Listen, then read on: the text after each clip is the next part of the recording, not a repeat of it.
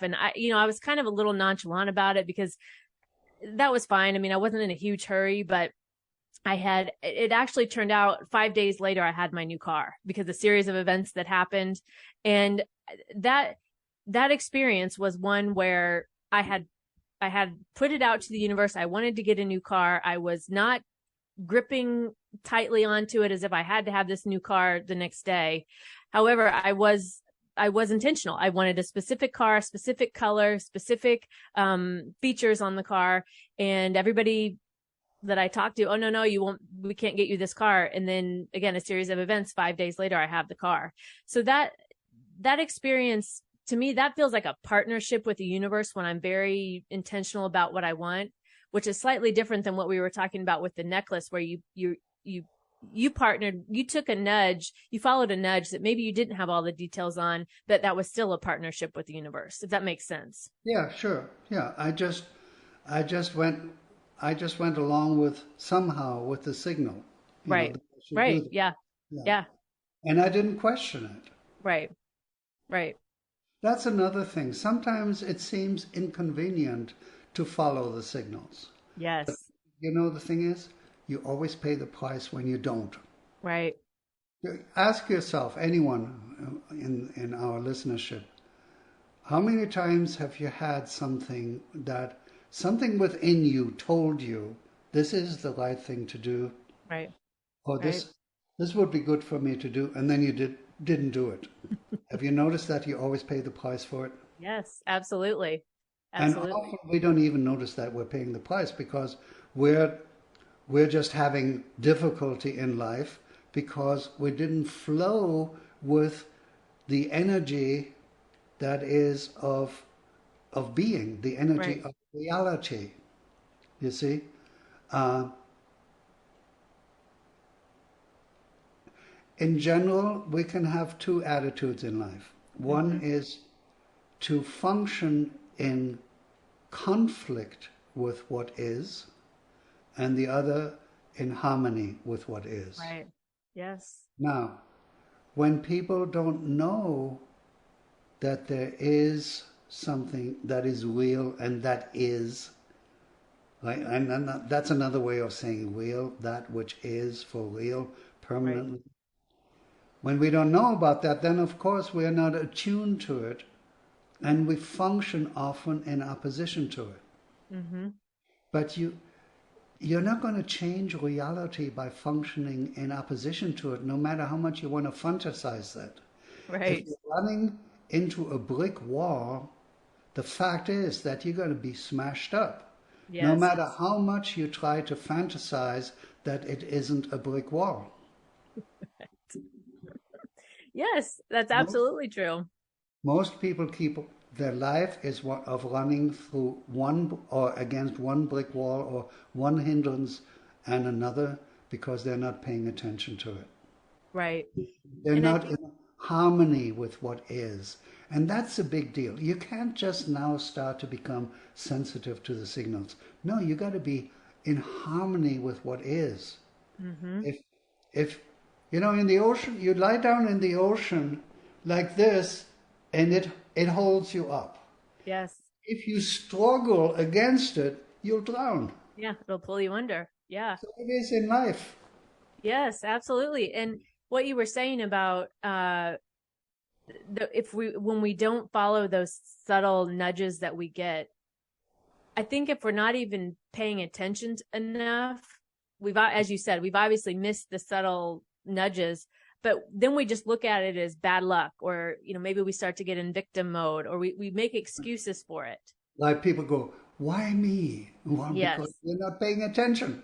Yes. You Yes. don't And so even that, know how can you conduct your life through the ups and downs and the obstacles of daily living without being in harmony with the essence that you are and that all is. How yes. how can you expect that to be free of difficulty? Right. Right. And I If you're that out of that harmony, you're not going to be in. when you're out of harmony, you're not going to be in harmony. That's as simple as that. Right. Very simple. Exactly. And that reminder of being in harmony, it's so easy to, I'm thinking about my own recent experience with my dad's passing and how somehow I didn't think I would ever be able to talk about it. And now I am. And it taught me, grief taught me through that, about not fighting it, somehow finding that ability to never, not obviously not what I want, not something I'm okay with. I wish it was different, but it's not. And me wishing it was different doesn't change the circumstances. Right, right. Do you remember when I think you emailed me about the passing of your father, and I wrote back to you, and I said, well, the thing is to remember that your father, is the same power of being that we all are, which is Yes. indestructible. Yes. So he's continuing, just in a different manifestation. And when you don't just hang on to that as a belief to make yourself feel better, but when you get to experience that within you, because it just makes ultimate sense that it is Right. so. You cannot disprove to me that everything that is being, right? Right. I mean, Right. that's just too obvious. Right. And then the rest of it comes along. So if that's being, that means we don't have a being organ. It's just an energy, the power Yeah. to be, the energy to Yeah. be. Well, what Yeah. is that? Energy, what do we know about energy? That it's indivisible and indestructible. If Right. that's what in essence, I am that power to be, then in essence, I'm indestructible and indivisible. Your father is too. We all And I are. think about that every day. I think about that every day. Every day. And And doesn't that change your experience of your father's passing? yes. Yes, it does. And I think that, yeah, and I think that, and that's maybe what I was getting at saying about circling back to what you were talking about, living in harmony. That is a completely different experience because I felt like I've lived a lot of my life being that person who pushed back against reality in some way, dissatisfied in some way, pushed back in reality. And this experience has taught me that understanding of,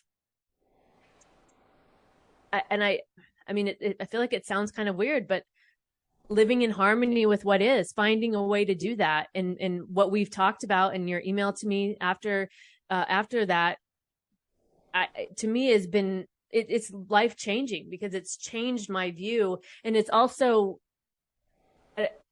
it's changed my outlook on suffering as well as a result. So, and then it also changed your actions, your behaviors. Right. Yes. Yes. And then your behaviors if your behaviors are in harmony with the stream of reality, opposed to the behaviors being in opposition to the stream of reality, which would make for a healthier, happier, more productive and successful experience. Yes, in harmony. Yes, for sure. And But most people don't even know about that. right.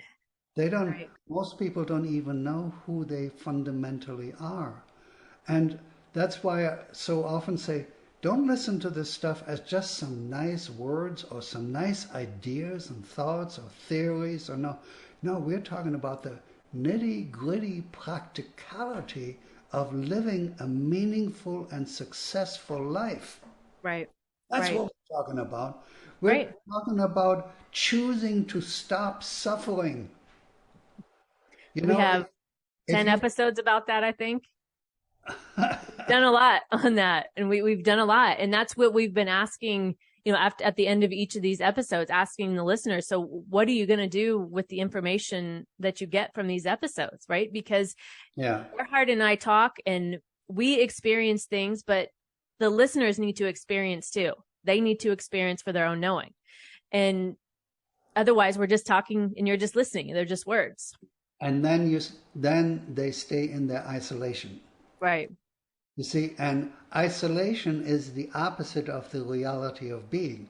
It's like, okay, the attitude is, look, I know that the whole world is interconnected. I mean, that just makes sense. It's always been that way. Everybody, most people talk about that. Everything's interconnected except for little me. Right. Right. I'm contained in the skin, and that's as far as I go. Huh? So, of course, you would feel anxious. The whole world is just overpowering me. Little old me who's so weak and so faulty and so little. Of course, you're anxious. Of course, you're afraid. And of course, you lack. You feel lack. So you have to fill it by buying more and more objects, which only disappoints and makes more trouble.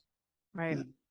Right. Yes. And as I said, I mean, I think we're on episode, we've had at least 10 episodes about this and talking about the suffering, the loneliness, all of these things that Erhard is touching on right now. If you haven't listened to any of those previous episodes, I would highly encourage you to go back and listen. I'll have a link in the show notes where you can quickly find those.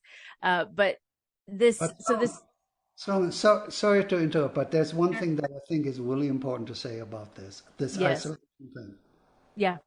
If you're just listening to this and then just let it go, you're continuing in the isolation. Right. When we invite you to share your experience, ask questions, tell us what you did with what you heard, then you're encouraging others to open up to the experience and help themselves. Then you're breaking out of your isolation and you're functioning in our interconnectedness. Yes. And nowadays you hear that word interconnectedness so much. We're suffering from the opposite of interconnectedness, awareness, like in our politics, the enmity that is throughout our society now, the violence and all that, because we are not living in accord to what is true about us, our interconnectedness. Right. Erhard, I want to thank you for joining me this week. As always, these conversations are just so expansive and so, to me, as I think I've told you before, I leave these feeling 1,000 pounds lighter, weight off my shoulders. Again, and this for me is an experience. I'm experiencing our conversation, which is exactly what we intend for the listeners, that you experience this as well. So as Erhard said, please, if you have questions, comments, I'll have our email addresses in the show notes. If you're listening to this on social media, please leave a comment in whatever platform you're listening on, and we'll get to your questions in our next episode. Before we wrap up today, Erhard, do you have any final thoughts you want to leave the listeners with today? Yeah, that one. The one is respond and be interconnected. Yes. It's to your own benefit. Yeah. All of this is not, oh, you should do this for the good of others. No, this is for your own benefit. You can choose to do it or you can not choose to do it. Right. The first, choosing to be in harmony with what is, and which is also the essence of you, will of course bring about functionality, success, ease, grace, happiness, health.